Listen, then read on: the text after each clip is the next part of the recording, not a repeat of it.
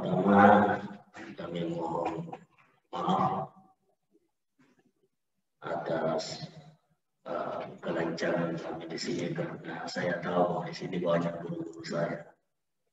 Saya yakin banyak guru saya yang tentunya ilmunya jauh lebih mumpuni daripada saya. Ya. Tapi begitulah yang ditakdirkan oleh Allah Taala. Saya diizinkan untuk menyampaikan apa yang hendak saya sampaikan seperti yang diizinkan oleh Allah Subhanahu wa Ta'ala. Bapak-bapak yang saya hormati, alhamdulillah kita senantiasa memuji kepada Allah Subhanahu wa Ta'ala, bersyukur kepada Allah Subhanahu wa Ta'ala oleh karena kita sempat hadir berjumpa wajah, berkait hati, bersilaturahim dalam acara pertemuan kita yang sangat mulia ini yang diakui oleh Rasulullah SAW sebagai pertemuan yang nilainya lebih baik daripada 1.000 rakaat. Pertemuan kita ini juga merupakan pertemuan yang diakui oleh Rasulullah SAW sebagai Raudhatun min Riyadil Jannah, salah satu daripada teman-teman surga. Ketika Nabi SAW bersabda, "Idza marartum bi riyadil jannah farta'u." Apabila kalian melewati teman-teman surga, maka berumputlah, bergabung. Ya Rasulullah, riyadil jannah ya Rasul. Apa itu teman-teman surga ya Rasul? Rasulullah bersabda, "Hilaful zikri." Majelis-majelis lingkaran zikir, majelis zikir. Ini termasuk majelis ilmu sekaligus juga merupakan majelis zikir. Imam Nawawi di dalam kitab Al-Azkarun Nawawi beliau mengatakan di mana ada perkumpulan, di situ dibicarakan hukum-hukum Allah Subhanahu wa Ta'ala yang dapat mengantar kita untuk mengingat kepada Allah, itu termasuk zikir. Karena itulah jamaah yang saya hormati, majelis kita ini adalah majelis zikir, dan berkaitan dengan majelis zikir Nabi menyebutnya sebagai Raudhatun min Riyadil Jannah. Bapak-bapak, ibu-ibu yang saya hormati, kemudian kita senantiasa bersalawat kepada Rasulullah SAW yang atas berkah syariah yang dibawa oleh beliau sehingga kita menemukan jalan, mendapatkan petunjuk untuk menempuh perjalanan kembali menuju kepada Allah Subhanahu wa Ta'ala. Karena sesungguhnya segala ibadah yang kita lakukan, apakah itu ibadah fardu, apakah itu ibadah sunnah, itu sesungguhnya merupakan sarana perjalanan hamba menuju kepada Allah Subhanahu wa Ta'ala. Kenapa dikatakan perjalanan menuju kepada Allah? Bukankah Allah Subhanahu wa Ta'ala itu dekat? Wa nahnu aqrabu min hablil warid. Kami lebih dekat kepadamu daripada urat leher. Wa huwa ma'akum aina ma kuntum. Di mana dia berada bersama kamu di mana saja kamu berada. Wa idza sa'alaka 'ibadi 'anni fa inni qarib. Apabila hambaku bertanya kepadamu Muhammad tentang aku, maka sesungguhnya aku dekat, tidak jauh. Lalu kenapa distilahkan bahwa kehidupan kita di dunia ini atau semua bentuk ibadah yang kita laksanakan adalah merupakan sarana perjalanan menuju kepada Allah Subhanahu wa Ta'ala. Memang betul jamaah yang saya hormati dan saya muliakan bahwa Allah Subhanahu wa Ta'ala tidak pernah jauh dari hamba-Nya. Allah Subhanahu wa Ta'ala selalu bersama dengan hamba-Nya. Tapi kita lah yang merasa jauh. dari Allah Subhanahu wa taala. Saking merasa jauhnya kita dari Allah Subhanahu wa taala sehingga kita berani berbuat dosa dan maksiat. Kita berani berbuat penyelewengan, baik di tempat yang terang-terangan maupun di tempat yang tersembunyi. Karena kita tidak merasa dekat kepada Allah. Karena sekiranya kita dekat kepada Allah Subhanahu wa taala, maka tentu kita senantiasa menjaga diri, selalu merasa bahwa Allah Subhanahu wa taala melihat kita. Allah Subhanahu wa taala mengetahui gerak-gerik kita. Itulah sehingga jamaah yang terhormati, sekalipun Allah Subhanahu wa taala tidak pernah jauh dari hamba-Nya, tapi kitalah yang merasa jauh. Oleh karena itulah kitalah yang harus menempuh perjalanan. Perjalanan, kata guru kita Profesor Dr. Kiai Haji Sahabuddin rahimahullah, di dalam bukunya beliau mengatakan perjalanan itu terbagi dua. Ada perjalanan lahir, ada juga perjalanan batin. Perjalanan lahir itu pakai jarak dari rumah ke masjid, dari masjid ke rumah, dari rumah ke tempat kerja, dari tempat kerja kembali ke rumah. Itu pakai jarak. Kita tidak akan sampai kalau kita tidak berjalan. Apakah itu jalan kaki atau naik kendaraan? Kita akan sampai, tidak akan sampai kalau kita tidak berjalan. Sedangkan perjalanan batin tidak pakai jarak. Jamaah yang saya hormati, perjalanan batin tidak pakai jarak karena kita tidak pernah, Allah Subhanahu tidak pernah jauh dari kita. Perjalanan batin adalah mujahadah, kesungguhan seorang hamba untuk lebih mendekatkan diri kepada Allah. Karena hakikat perjalanan adalah berpindah.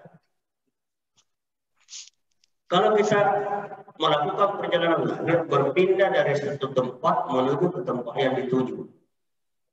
Sedangkan perjalanan batin adalah berpindah juga, berpindah dari satu kondisi di mana kita merasa jauh dari Allah, menuju ke satu kondisi di mana kita dekat kepada Allah Subhanahu wa taala.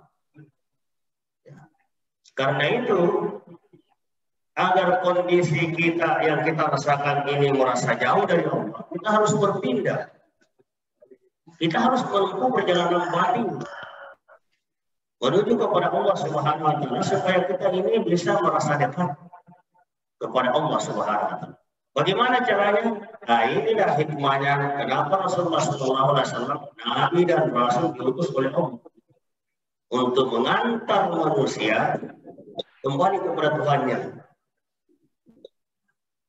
Rasulullah SAW hadir membawa syariat, membawa tarekat, hakikat, ma'rifah. Semuanya itu merupakan satu kesatuan yang tidak bisa dipisahkan. Syariat dan hakikat tidak bisa dipisahkan. Islam ini hadir, agama lahir dan batin. Kita saja lihat jamaah yang saya hormati, ketika kita sholat, ini sholat lidzikri, dirikanlah sholat. Lidzikri untuk mengingat Allah. Dirikanlah sholat untuk memperpanjang, penuhi syarat sahnya, penuhi rukun-rukunnya, laksanakan sunnah-sunnahnya. Berarti perbuatan lahir. Kita harus bersuci dulu, membersihkan dulu diri, kemudian kita menghadap kepada Allah. Jadi tertolong semuanya, dirikanlah sholat ini lahir, berdiri, rukuk, tidak sujud. Lizikri ini persoalan hati untuk mengingat hati, untuk mengingat kepada Allah Subhanahu wa taala. Dirikanlah sholat sebagai sarana untuk mengingat kepada Allah. Jadi tidak bisa dipisahkan antara hakikat dengan syariat. Kapan dipisahkan? Ya, tentu kita tidak beragama dengan benar. Ternyata Nabi sallallahu alaihi wasallam.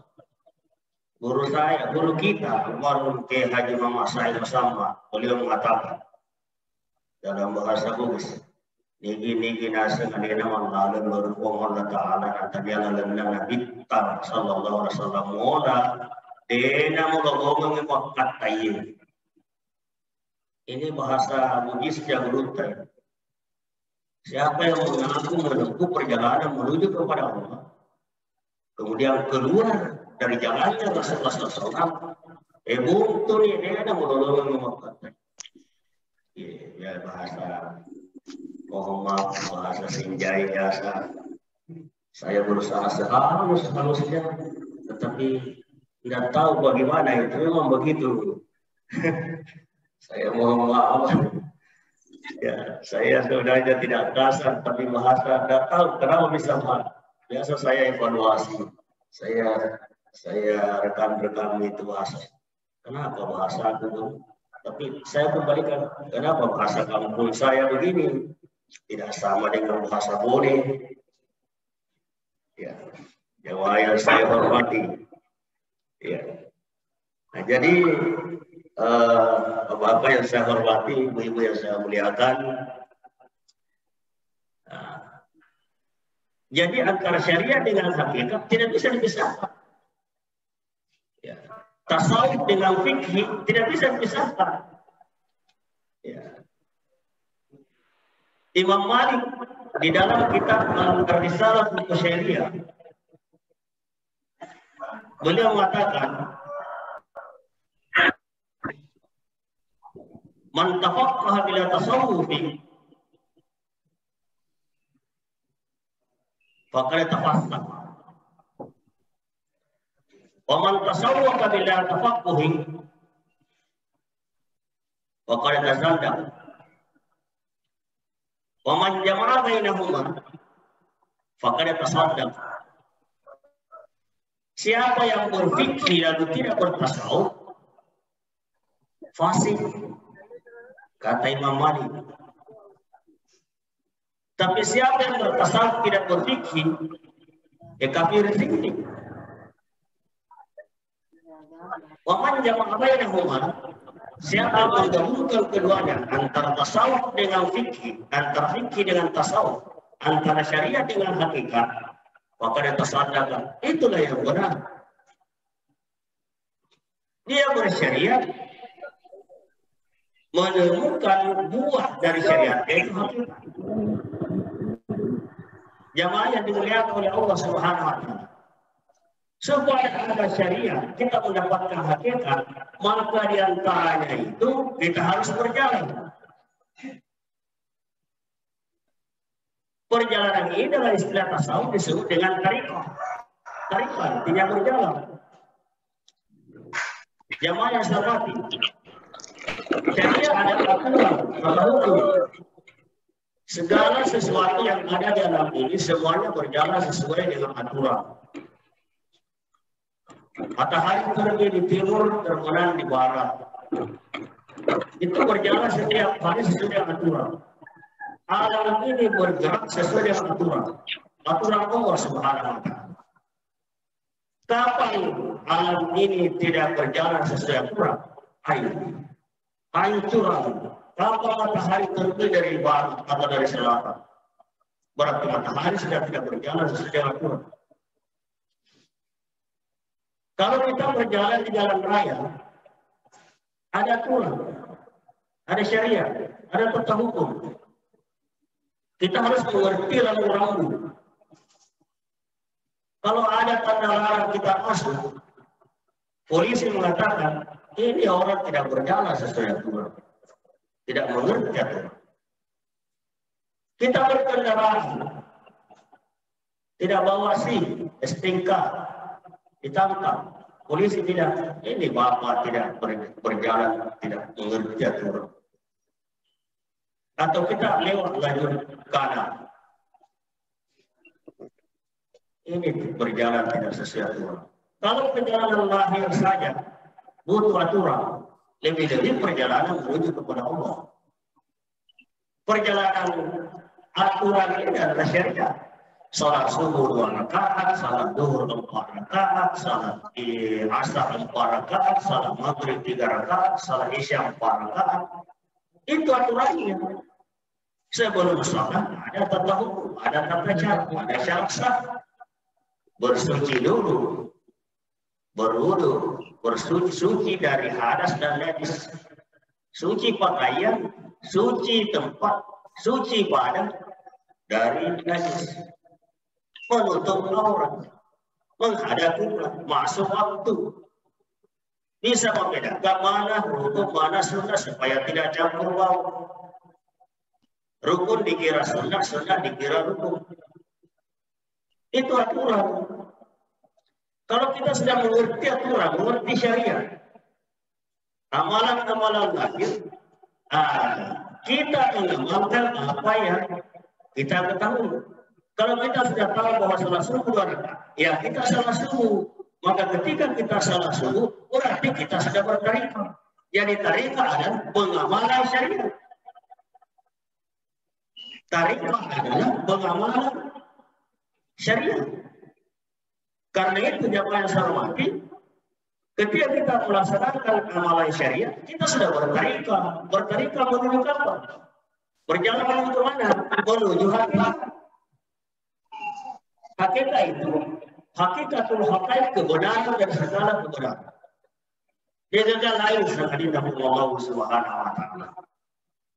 Asal guru tasawuf Muslim rahimahullah, dasarnya hakikat dia je pindai hakikinna jama-jama ni dia di jama bawah. Dia no dasar hakikat. Syariat tata hukum, tarikah pengamalan syariat. Ya. Jadi ketika kita mengerti jalan syariat, kita juga harus paham cara melintasi jalan supaya kita tidak kesasar.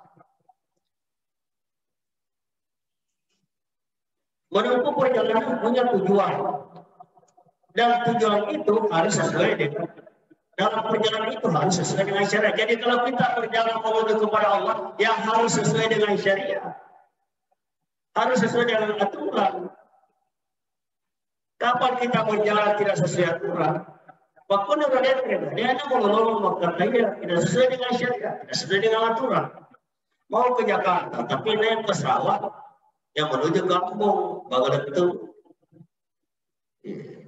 Tujuannya sudah ada Jakarta, tapi caranya salah ya, karena lainnya laut, lainnya katai. Karena itu jamaah yang saya hormati, maka dia berkata dalam kitabnya, fa'lam ayyuhal ikhwan annal asla wal asasa huwa ma'rifatul ma'budi qabla al-ibadah. Ketahuilah wahai saudara-saudara bahwa pokok pertama yang menjadi asas adalah mengenal betul siapa yang kita sembah sebelum kita beribadah.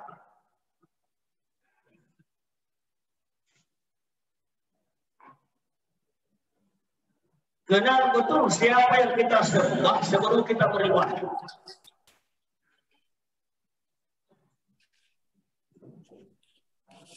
Tujuan kita adalah hakikat, menempuh perjalanan menuju kepada Allah Subhanahu wa taala, mencapai hakikat. Tapi sebelum kita mencapai hakikat sampai kepada tujuan perjalanan, kita harus dulu kenal siapa yang ingin kita tuju ketika kita ini beribadah, ketika kita menempuh perjalanan. Jangan sampai salah. Karena itu, kenallah Allah sebelum kita beribadah. Itulah kemana kenapa Rasulullah SAW 13 tahun di Madinah hanya di Mekah hanya memperkenalkan kepada kaumnya siapa itu yang satu-satunya yang berhak kita sembah. Menurut syariat, baru mengajak kaumnya untuk memperkenalkan kepada Allah Subhanahu wa Ta'ala, mengenal Allah Subhanahu wa Ta'ala. Ya. Tidak tanggung-tanggung waktu 13 tahun sebelum mereka itu beribadah kepada Allah. Sebelum turunnya perintah agama, perintah syariat itu menyembah kepada Allah, maka harus perlu diperkenalkan siapa itu Allah Subhanahu wa Ta'ala. Supaya nanti di dalam melaksanakan ibadah mereka semua pada tahu 13 tahun jemaah yang saya hormat. Nanti setelah itu turunlah perintah syariat. Karena memang awal ini ma'rifatullah. Pokok permulaan agama itu adalah mengenal Allah. Ketika kita ditanya, mana Allah yang mau dikenal? Tentu jamaah yang saya hormati, ya di dalam kitab-kitab kuliah yang kita baca, ya supaya kita juga tidak salah paham karena banyak orang yang salah paham tentang Allah. Disinilah pentingnya kita memahami rambu-rambu tadi itu, supaya dengan memahami rambu-rambu kita tidak mudah salah paham tentang Allah Subhanahu wa Ta'ala. Ya. Apa yang Allah kita kenal? Yajib ala kulli mukallafin. Wajib bagi setiap orang-orang mukallaf ayya'rifal wajibah wal mustahila wal jaizah fi haqqi maulana. Itu yang harus kita. Wajib bagi setiap orang mukallaf untuk mengenal sifat-sifat wajibnya Allah, sifat mustahilnya Allah, dan jaiznya Allah. Ya. Sifat wajibnya Allah. Baik secara mujmal, secara umum, maupun secara terperinci. Kita wajib mengenal sifat Allah secara umum, secara mujmal. Kita harus meyakini bahwa sesungguhnya Allah Subhanahu wa Ta'ala itu muttasifun bi kulli kamal wa munazzahun an kulli naqsin. Itu yang harus kita kenal, yang harus kita yakini di dalam hati. Bahwa Allah Subhanahu wa Ta'ala nahu sifat dia mengenal sifat-sifat sokwe. Mafaccing boleh risaman sininna sifat-sifat kekurangan. Allah memiliki sifat dengan sifat yang sangat sempurna dan suci dari segala sifat-sifat kekurangan. Itu secara umum, semua sifat Allah sangat sempurna. Ketika kita meyakini bahwa Allah Subhanahu wa Ta'ala itu Maha melihat, maka tidak ada yang terlindung dari penglihatan Allah Subhanahu wa Ta'ala. Allah melihat bukan dengan mata, tidak pakai alat, tidak seperti kita. Sempurnanya penglihatan Allah Subhanahu wa Ta'ala karena dapat melihat apa yang kita dengar. Allah lihat apa yang kita dengar. Allah dengar apa yang kita lihat. Itu sempurnanya sifat-sifat Allah Subhanahu wa Ta'ala.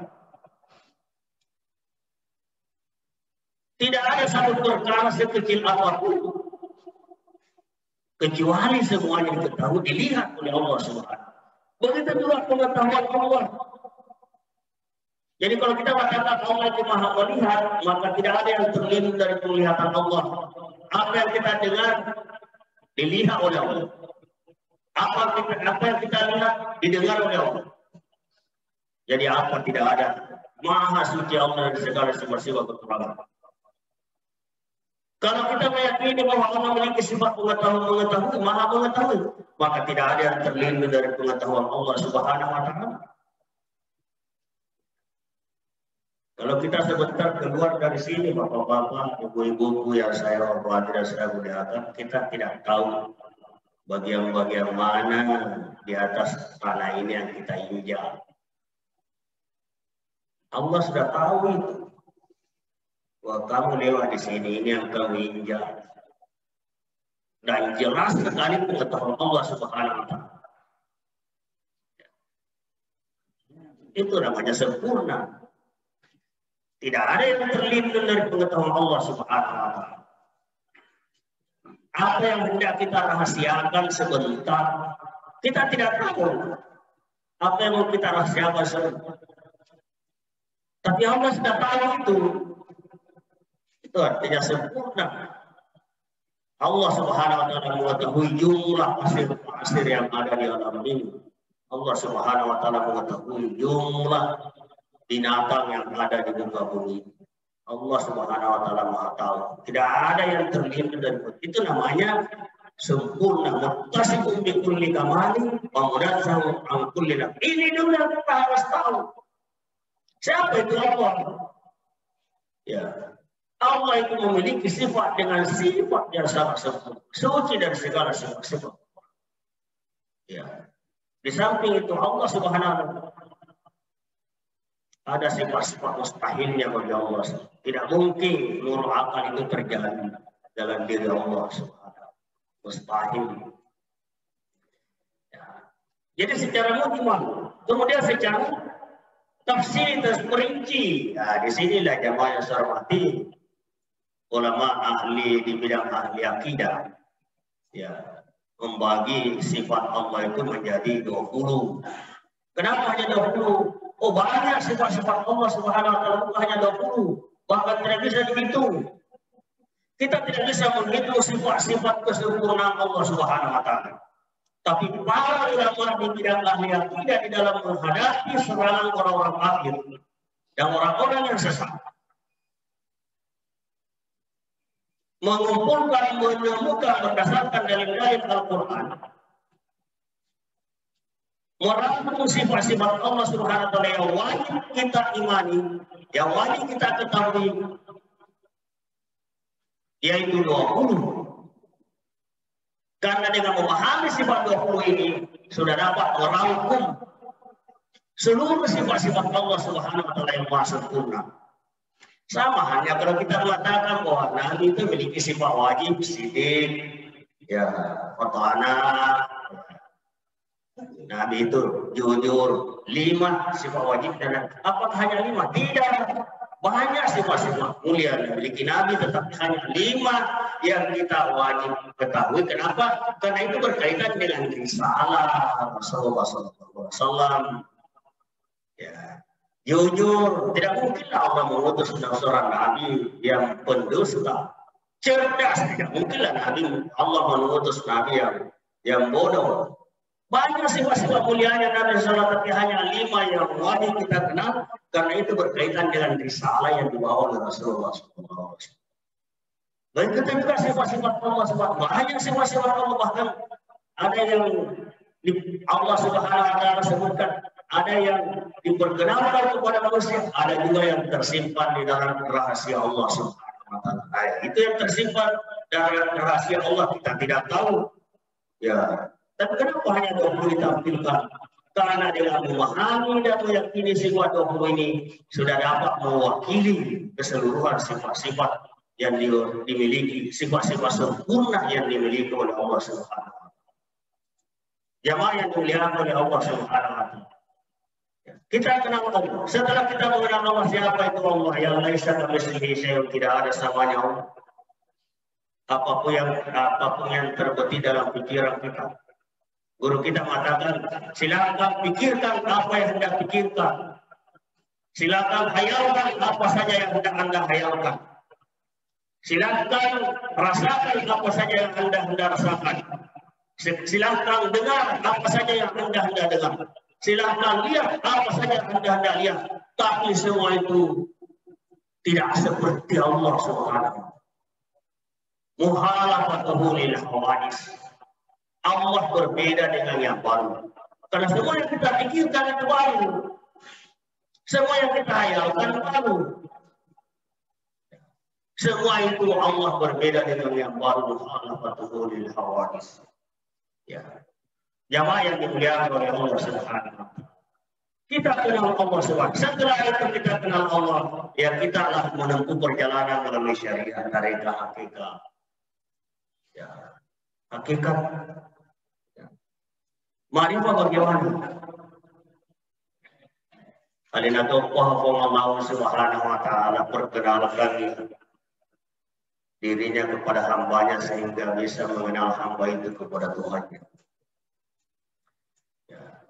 Mengenal Allah Subhanahu wa taala ada dua jamaah yang sama.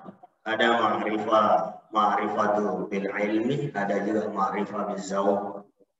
Kalau ma'rifah bil ilmi, dia mengenal Allah dengan melihat bekas-bekas ciptaannya. Ya, mengenal Allah dengan melihat batigauna. Ya.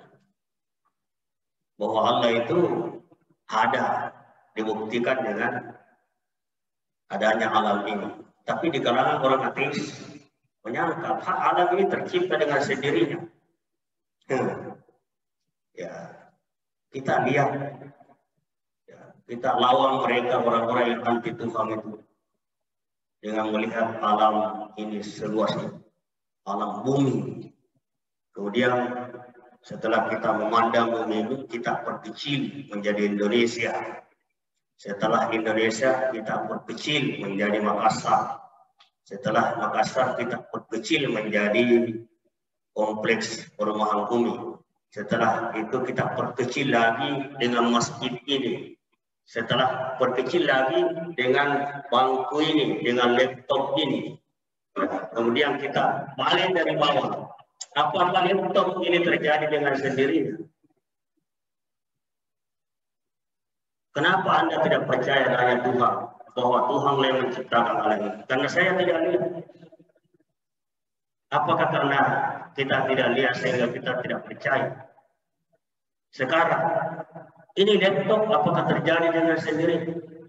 Kita awali dari bawah. Tadi kita putar dari atas. Kita lihat alam semesta. Kemudian kita perkecil menjadi bumi. Kemudian perkecil Indonesia. Perkecil lagi dengan Makassar. Perkecil lagi dengan kompleks bumi. Perkecil lagi dengan masjid kita ini. Perkecil lagi dengan ini. Kita balik dari bawah ke atas. Ini laptop. Ada yang ciptakan atau tidak? Kalau Anda bilang tidak ada, orang gila. Terjadi dengan sendiri. Tidak. Yakin ada menciptakan? Yakin. Tidak mungkinlah laptop itu terjadi dengan sendiri. Ada yang ciptakan? Ada. Dilihat? Tidak. Kenapa tidak? Tapi Anda yakin? Ya. Saya yakin. Kita naik lagi. Ini masjid. Apakah masjid ini hanya terpang angin sehingga membentuk bangunan seperti ini terjadi dengan sendiri? Tidak. Ada yang bangun? Ada. Yakin? Yakin. Siapa? Saya tidak tahu. Kenapa tidak tahu? Karena saya tidak lihat.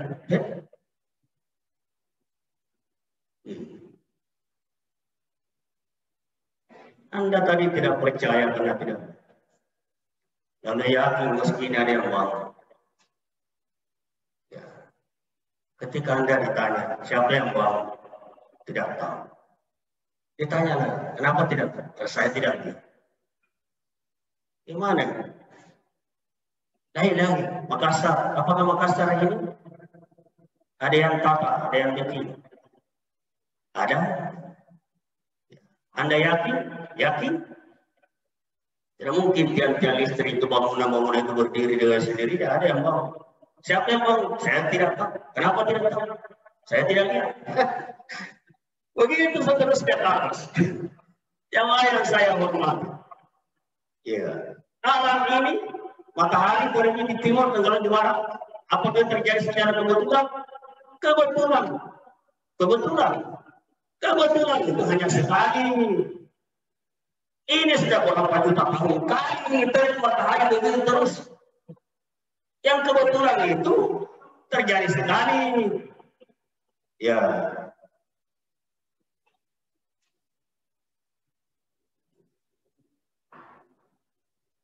Kita jalan raya lalu.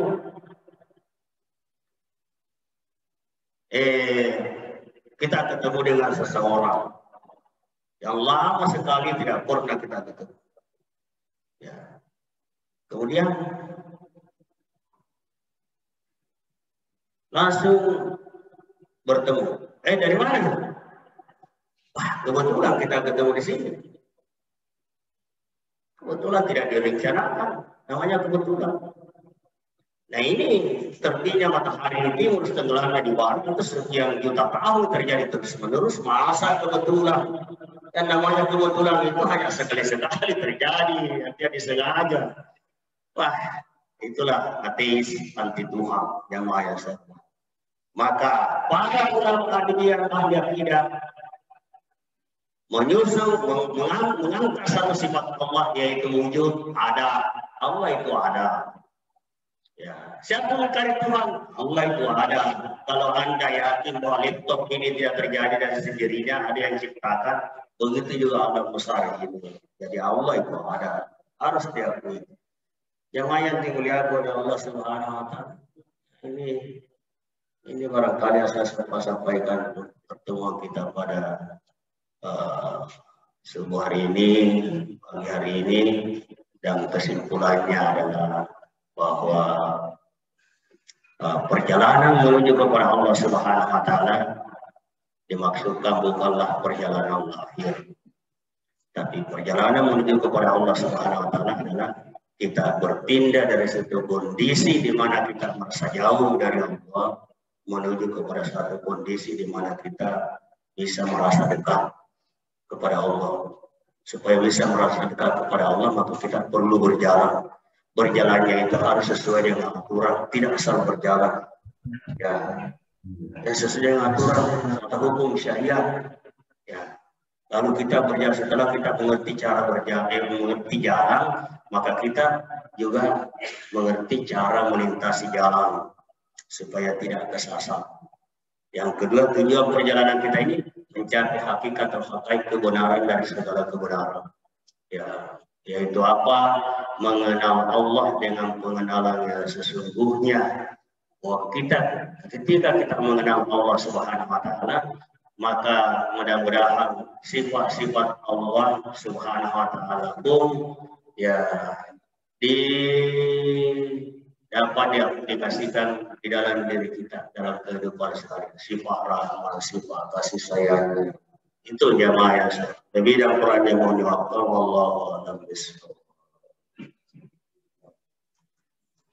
Demikian dari pemaparan dari materi perjalanan menuju Allah Subhanahu wa Ta'ala. Barangkali di antara jamaah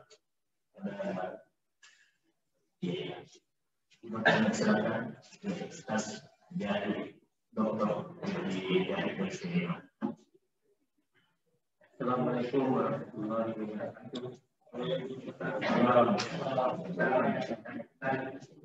Tadi disebut sifat lagi ada 5. Yang saya nggak lupa. Jadi kami bermana tidak pernah yang ini apa? Saya yang salah. Kedua, tadi disebut sifat ada 20. Ada juga asma. Asma ini kan sifat ada 20. Kemudian juga ada hal yang mau saya tanyakan apa perbedaannya ketiga-tiganya ini. Ada nama-nama Allah. Yang kedua ada sifat-sifat Allah. Yang ketiga ada hal. Tapi yang biasa disebut asma wasifat. Kemudian itu apa perbedaan antara tasawuf dan akhlak? Yang biasa disebut akhlak dan tasawuf. Itu perlu kita lihat. Kemudian ada itu istilah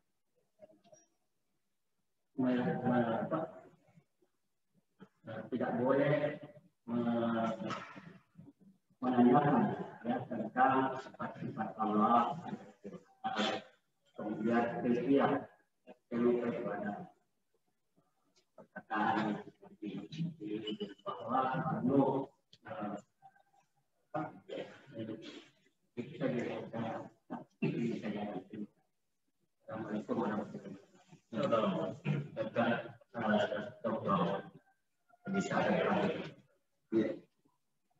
Saya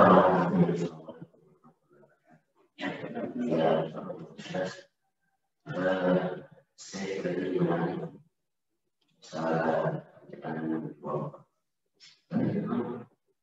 perjalanan itu melakukan perjuangan termasuk karena kita tidak benar menyadari perjalanan kuliah juga perkembangan teknologi pertama sekarang ini banyak yang kita lihat. Di antaranya ini manusia ini sudah bisa membuat kesejahteraan global, termasuk ada biasa dibuat dari batu-batu. Menurut penelitian ini bisa membutuhkan berbagai penyakit yang biasa dipakai. Apakah ini termasuk sesuatu yang bisa dijauhkan kita dari Allah? Ini karena kecantikan pikiran manusia sekarang bisa membuat dan kesempatan sehingga ada orang pakai keahlian. Dia berpendapat bahwa itu bisa menyembuhkan berbagai penyakit. Apakah ini memang mendekatinya itu bisa? Apakah ini bisa menyembuhkan kita dari jalan berjuang? Kemudian tadi yang menarik juga adalah yang sehubungan dengan ibadah. Ini tentang masalah ibadah. Saum. Ya, kalau saya tidak salah dari satu buku bahwa kalau kita berpikir apa saum, tapi dan yang satunya itu kalau kita orang pasti bagaimana itu pemahaman dengan selebrasi. Ya, ini boleh. Sama ada pemain profesional yang masih mengungkap apa bisa.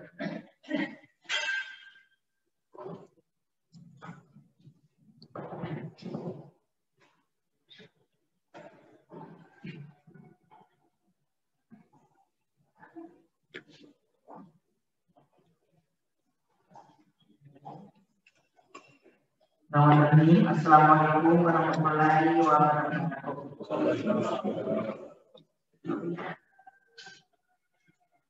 Karena disebut sejarah, kalau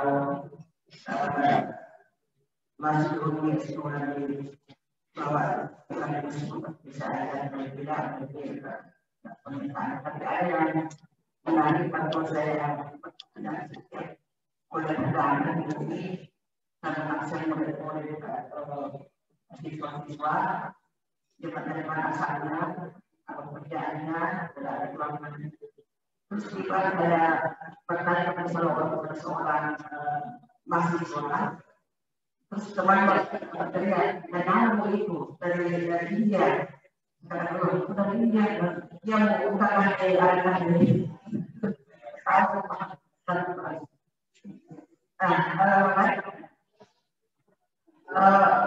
Ini yang kita dengarkan yaitu ayat yang mengatakan inna ma'al yusra. Sesungguhnya sudah kesulitan kemudahan.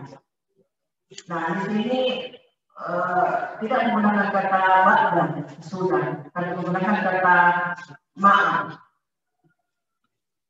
Artinya bersama. Jadi sesungguhnya kesulitan itu bersama dengan kemudahan.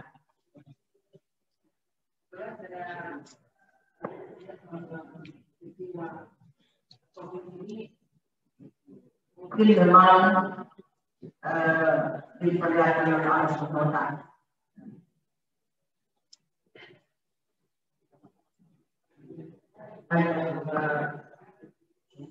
Ada kesulitan, sekaligus ada kemudahan. Nah, juga dari peristiwa kita lihat dari masjid ke masjid, kemudian naik, tapi sebelum itu kalau kita kira-kira mengapa tidak diperjalankan sesuai langsung dari Masjidil Haram ke Sidratul Muntaha, karena mesti melalui Masjid An-Nabawi. Kemudian ini pertanyaan saya belum pernah dijawab. Lalu saya pertanyaan kepada Pak Cari itu tidak bisa mengatakan diskusikan nanti diskusikan dengan Allah dan bisa nanti cara dan itu saya katakan kalau memang ada sifat-sifat Allah berarti ada zatnya. Kalau memang ada zatnya, mana dua zatnya adalah sifat-sifatnya. Nah, waktu itu Pak saya berkaitan dan diskusi dengan saya tidak sempat beliau sakit kemudian berpulang ke rumah. Kemudian sesudah itu kali saya tanyakan soal ini, tapi tidak pernah ada jawaban yang saya sampaikan. Apakah dengan adanya satu orang itu nanti ada gambarnya upaya dari pada satu. Saya kira ini memang perlu barangkali antaranya karena bisa dengan jangan saya kira itu saya dan assalamualaikum warahmatullahi wabarakatuh.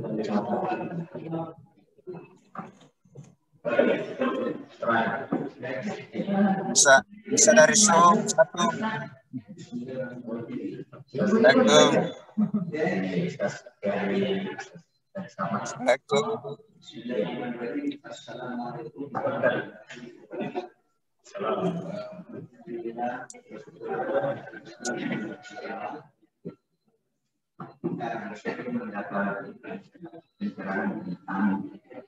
Perjalanan menuju kepada Allah Subhanahu wa Ta'ala. Alhamdulillah, saya kira sangat bagus. Cuma ada sedikit catatan yang saya tulis di sini.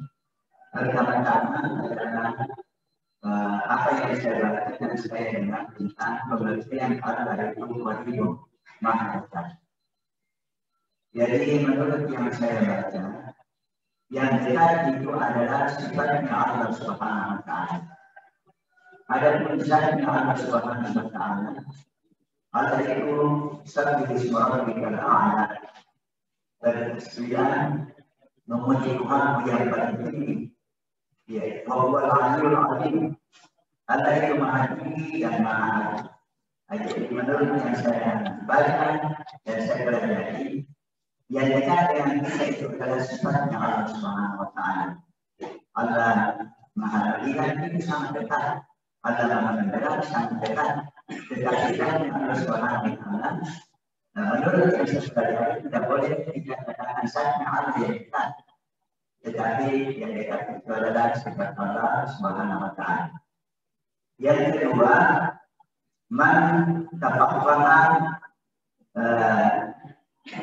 wala yatasawwar bahwa tafassah. Siapa yang berpikir tetapi tidak bertasawuf, maka dia itu menjadi fasik. Kira-kira bagaimana dengan hadis Nabi sallallahu alaihi wasallam yang mengatakan, "Man yuridillahu bihi khairan yufaqihuhu fid-din." Barang siapa yang dikehendaki oleh Allah menjadi orang yang baik, maka dia diberikan fikih, pemahaman di dalam agama. Jadi maksud saya mungkin yang dimaksud di sini artinya jangan sampai ada orang mengatakan kalau kita ini beragama seperti biasa dan kita tidak masuk dalam tarekat, berarti kita ini masih tafasah, kita ini masih masuk. Karena artinya tidak mungkin Nabi sallallahu alaihi wasallam mengatakan kita menjadi orang yang baik diberikan fikih, lalu fikih yang dimaksud di sini masih bisa masuk. Tentu yang dimaksud fikih di sini adalah bagiannya dan bagiannya. Jadi juga dalam istilah yang lain yang tidak menggunakan tarikat, mereka mengatakan ada yang disebut dengan tasbih rumus. Nah, jadi ini saya sampaikan supaya ada kesan bahwa kalau umpamanya seseorang itu sudah beragama, mempelajari Quran dan hadis dan membaca fikih, tidak para ulama tidak bertasawuf, tidak masuk tarikat, tidak masuk pasif. Ini perlu diadil karena apa yang kita pelajari tidak pahami dari Quran dan hadis itu juga mempelajari tentang yaitu adat batin. Ya. Kemudian yang ketiga dan yang terakhir ialah tentang sifat-sifat Allah yang ada dalam Quran. Pokoknya itu melihat tetapi tidak dengan mata. Tapi dalam Quran ada istilah mata. Ya. Ada istilah mata. Begitu juga pemandangan. Mana ada sudah diangkat kebiadaannya. Kenapa aku tidak sujud kepada apa yang aku ciptakan dengan kedua tanganku? Adalah semuanya di atas Allah. Nah, jadi menurut yang saya pelajari dan saya baca, kita itu memahami ayat menurut apa ayatnya. Kalau Allah Subhanahu wa Ta'ala mengatakan bersemayam di atas arus, dan kita percaya saja bersemayam di atas arus untuk mengatakan wama asbahu minallahi haditha. Tetapi bagaimana kejadiannya dari memiliki saya tidak ada sesuatu yang menyertanya. Hanya di saya memahami saya tidak menampilkan itu sifat Allah yang Allah sebutkan. Karena Alhamdulillah kita pada cakupan yang syarif, tetapi menggunakan antara itu pemahaman walaupun Allah Subhanahu dari seperti itu. Terima kasih. Assalamualaikum warahmatullahi wabarakatuh. Ibu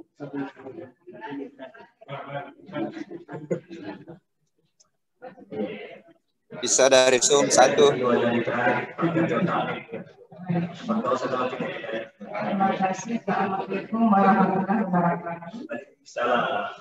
Warahmatullahi wabarakatuh. Pada saat awal-awal ceramah itu banyak menyebut berita. Saya teringat berita itu dan dari saya bersama itu saya masih SD, jadi belum masih diberikan malah bukan tinggal jalan Jakarta. Tentang itu setiap salah satu itu dari sepeda menuju masjid, hadir selama dan dalam bahasa Inggris. Jadi memang selama itu ada bodoh, selama dan setelah karena ada pemahaman kalau tidak disahkan itu artinya berbeda. Jadi dalam bahasa Inggris ada mana-mana yang ada kalau tidak disahkan tidak tepat. Ustaz kaitan dengan bahasa tadi, kita mengatakan perjalanan menuju kepada apa? Dari syariat, hakika dan manfaat akan merupakan jalan-jalan tahapan-tahapan yang akan menyampaikan kita kepada apakah dari bagaimana menurut Ustaz di kalangan tasawuf, dari kalangan tasawuf itu bahwa pengenalan diri adalah salah satu jalan yang akan menyampaikan kita dalam saya harus atau apa mengharapkan nafsu bakal dapat. Jadi kalau saya mengenal dirinya, saya akan mengenal Tuhannya. Jadi saya kira salah satu tahapan mengenal diri dalam Al-Quran memang ada yang berada di situ, apalagi disuruh di dalam diri kita malah tidak tahu memperhatikan. Jadi saya kira ada potensi yang menunjukkan dari Tuhan berikan yang merupakan jalan yang bisa menyampaikan kita kepada Allah. Saya kira mohon penjelasan Ustaz ini tadi saya sebutkan bahwa yang Ustaz katakan semuanya masih kulit-kulit dan masih di luar dan mungkin tahapan-tahapan itu seperti apa untuk menyampaikan itu. Saya kira itu semangat Salam dari Miralam.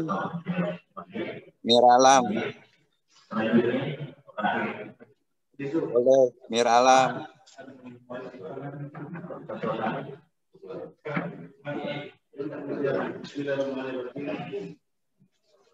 Assalamualaikum warahmatullahi wabarakatuh. Perjalanan menuju Allah itu bercabang menjadi dua. Satu jalan ke kanan, satu jalan ke kiri. Yang kanan itu masuk surga, yang jalan ke kiri itu masuk neraka. Jalan yang kanan ini begitu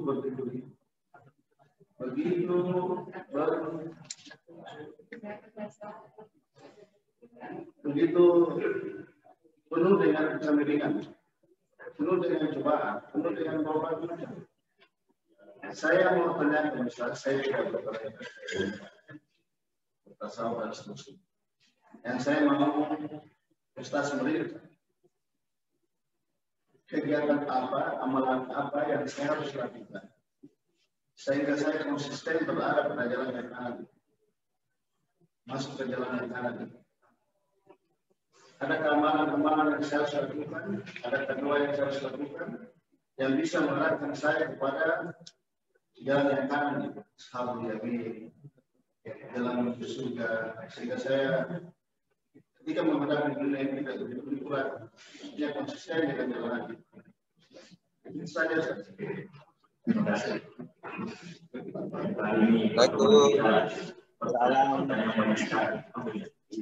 Boleh satu dari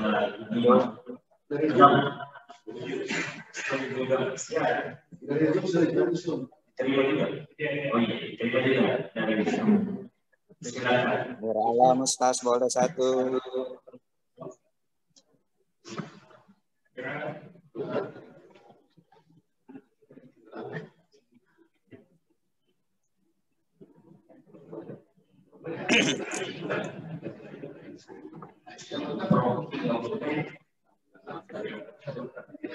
Alamat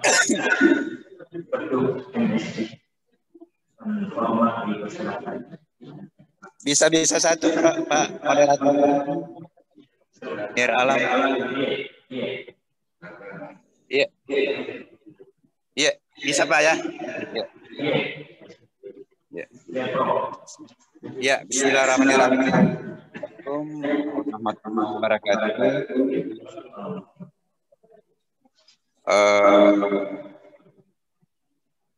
Mohon maaf kalau apa yang saya sampaikan nanti sudah disampaikan oleh teman-teman yang luring, karena barusan ini tidak bagus barusan tidak bagus saya terima suaranya.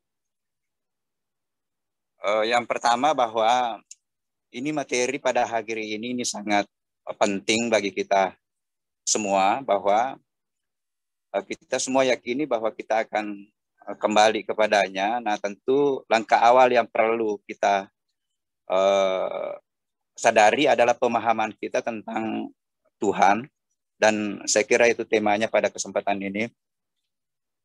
Pak Ustaz, saya ini sementara proses pembelajaran. Jadi mungkin pernyataan saya ini nanti hanya untuk mengklarifikasi pembelajaran saya. Tolong dikoreksi kalau ada yang keliru. Yang pertama bahwa untuk mengenal Tuhan ada dua cara untuk mengenal. Yang pertama adalah kita kenal melalui ayat-ayat kaulia yang sudah terungkap banyak di dalam Al-Quran. Sudah terungkap banyak, kita bisa kenal dengan namanya, kita bisa kenal dengan sifatnya, kita bisa kenal melalui perbuatannya. Kemudian yang kedua adalah bisa kita mengenal melalui ayat-ayat kaunia. Ayat-ayat kaunia yang kita pelajari. Misalnya saya dengan Pak Amir itu banyak mempelajari mengenai aspek pertanian. Nah, kita bisa kenal di tanaman, bisa kita kenal di seluruh ciptaannya. Nah, begitu pula nanti ketika kita sudah mengenal melalui ayat kaulia dan ayat kaunia, tadi yang banyak disampaikan Pak Ustaz bahwa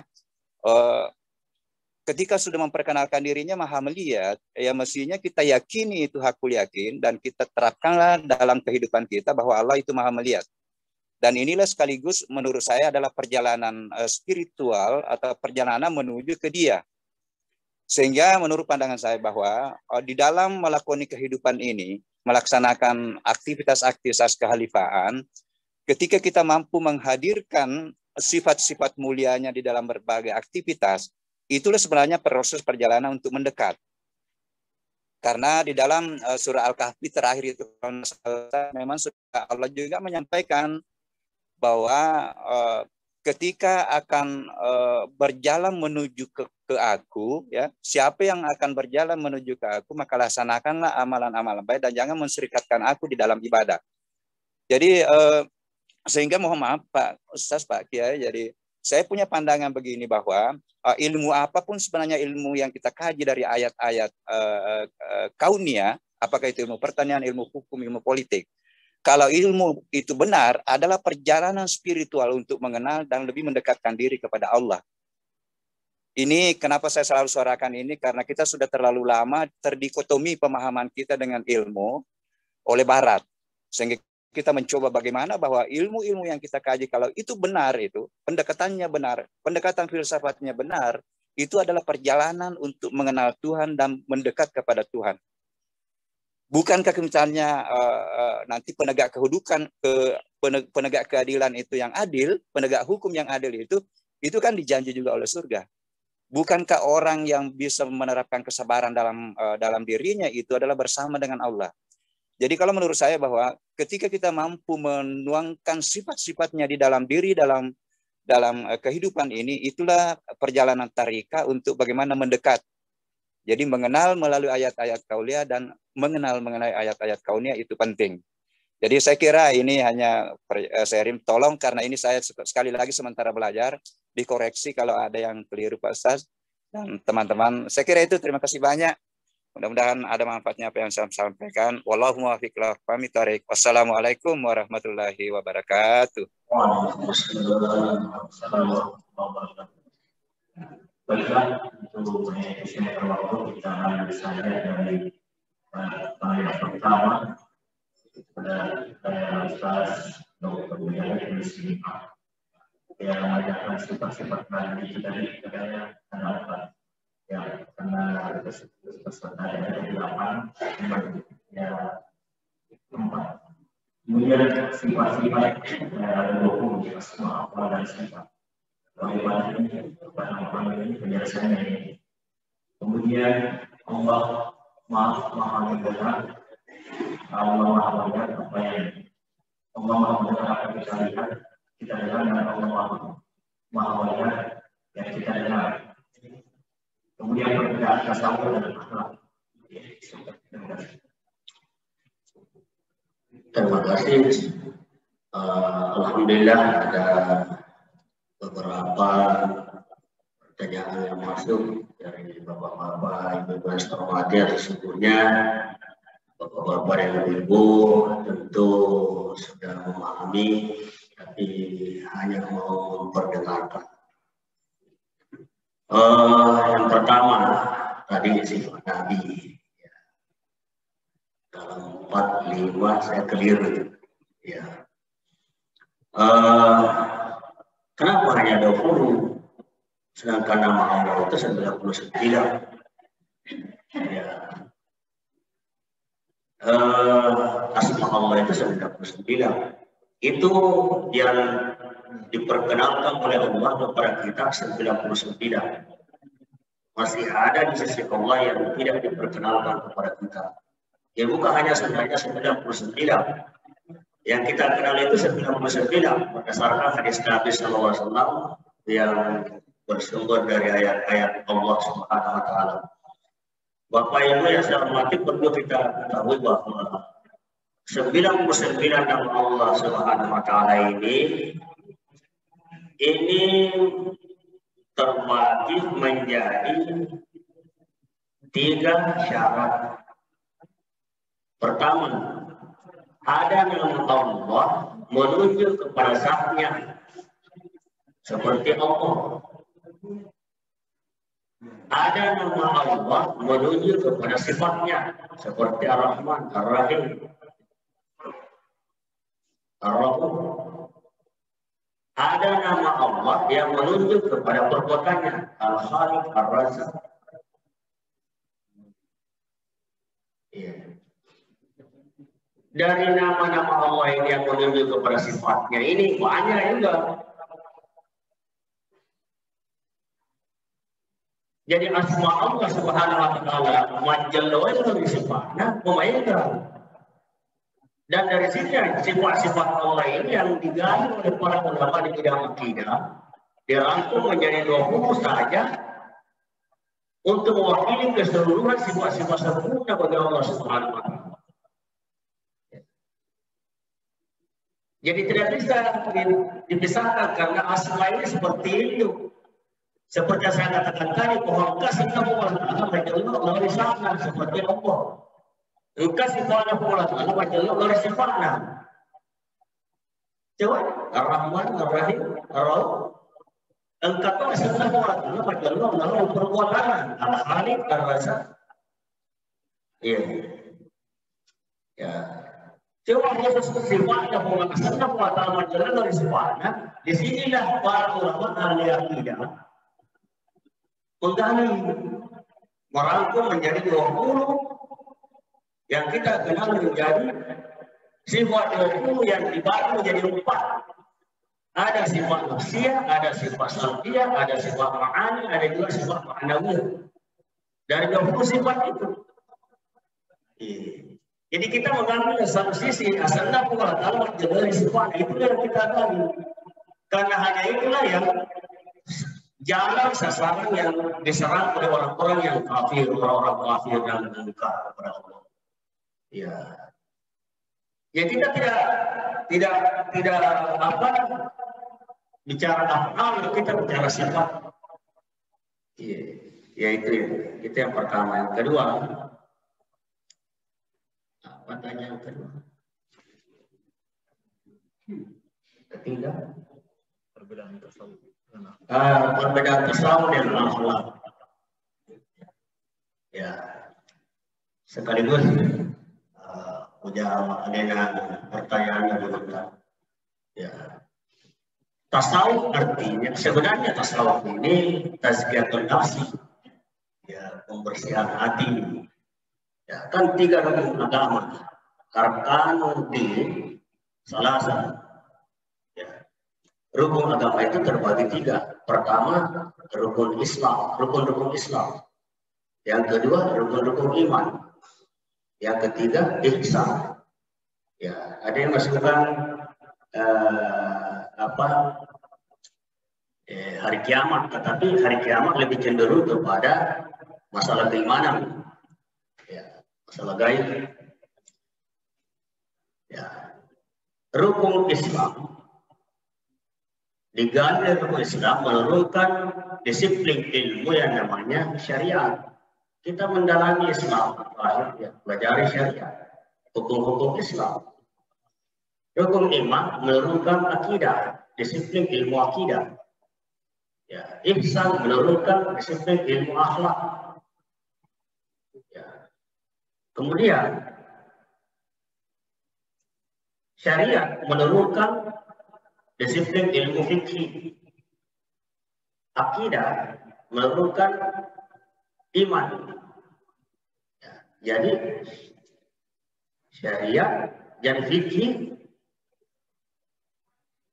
tauhid. Ya. Jadi akidah tauhid. Ya. Kemudian akhlak menurunkan ilmu tasawuf. 3 rukun agama ini, fikih, tauhid, dan tasawuf.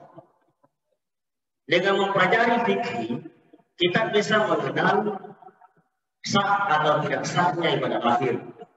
Sempurnanya ibadah lahir, ya kita pelajari fikih. Ya. Dengan mempelajari dan mendalami ilmu tauhid, kita bisa kenal kepada siapa ibadah itu diperuntukkan. Dengan mempelajari ilmu tasawuf, kita bisa mengenal penyakit-penyakit hati dan tentu sebagainya tazkiyatun nafsi. Seperti dikatakan tadi Lena Gurunta. Ya. Jadi tasawuf sebenarnya tazkiyatun nafsi. Ya. Pembersihan hati, mengenal penyakit-penyakit batin dan cara membersihkannya. Karena Allah itu maha suci, tidak akan diterima oleh Allah kalau berarti kita tidak suci. Karena itu tasawuf hanyalah satu nama dari disiplin ilmu, dari sekian banyak disiplin ilmu dalam Islam. Tapi intinya akhlak. Ya. Tidak ada akhlak, tidak ada tasawuf bagi orang yang tidak berakhlak. Ya. Begitu juga namanya tarikah. Tarikah itu perjalanan menuju kepada Allah Subhanahu wa taala. Tarikah itu pengembangan syariat. Ya. Jadi kalau kita mengamalkan fikih, mengamalkan syariat dengan baik, ya, dengan baik sesuai dengan syariat, sesuai aturan, ya, hubungan kepada Allah bagus, hubungan kepada sama manusia bagus, itu semua tarikah mujahadah. Ya. Dan semua bentuk mujahadah yang kita laksanakan, apakah pengendalian hawa nafsu, ya, bersungguh-sungguh melaksanakan ibadah wajib dan ibadah sunnah. Semuanya itu apa? Dinilai dari akhlak. Jadi akhlak. Jadi kalau tasawuf sebenarnya perbaikan akhlak. Itulah sehingga Imam Ghazali kitabnya tasawuf akhlak. Akhlak yang baik ketika seseorang itu bagus akhlaknya, tidak mesti sufi, tetapi dia masuk dalam kelompok orang-orang sufi. Kita tidak pernah mengaku sufi, tetapi ketika dia pernah jujur, dia memiliki sifat pengasih, penyayang kepada sesamanya, itu sebenarnya sufi. Di zaman Rasulullah tidak ada istilah sufi. Rasulullah sendiri bukan tidak disebut sebagai sufi, tetapi beliau adalah guru dari segala sufi karena akhlaknya. Siapa yang lebih alim melebihi dari keadilan Rasulullah? Siapa yang paling menahan hawa nafsunya melebihi daripada Rasulullah Sallallahu Alaihi Wasallam? Siapa yang paling sabar melebihi kesabaran Rasulullah Sallallahu Alaihi Wasallam? Siapa yang paling warak melebihi kewarakannya Rasulullah SAW? Semua itu diajarkan dalam tasawuf. Jadi mungkin kita ini sufi, tidak mengaku sufi, tetapi kita menjalankan ajaran sufi. Rasulullah SAW sufi dari segala sufi. Coba lihat Rasulullah SAW. Apa yang dilakukan Rasulullah SAW sebelum diangkat menjadi Nabi dan Rasul? Beliau bertaharus mendekatkan diri kepada Allah. Itu jalan sufi yang nanti beberapa tahun kemudian lalu muncul istilah disiplin ilmu namanya tasawuf. Tapi pengamalan daripada ajaran tasawuf yang diajarkan oleh para ulama ada semua pada diri Rasulullah SAW. Bahkan dari Rasulullah SAW, akhlak Rasulullah itulah yang digali kemudian diramu menjadi satu disiplin ilmu menjadi tasawuf. Jadi tasawuf itu hanya disiplin ilmu. Ya, sama dengan fikih, sama dengan ilmu tafsir. Ya. Bapak-bapak, ibu-ibu yang saya hormati. Kemudian tidak mesti masuk tarikah. Tarikah itu untuk menjadi seorang sufi itu tidak masuk dalam tarikah yang dimaksud tarikah itu seperti tarikah mutabar. Orang tidak ada.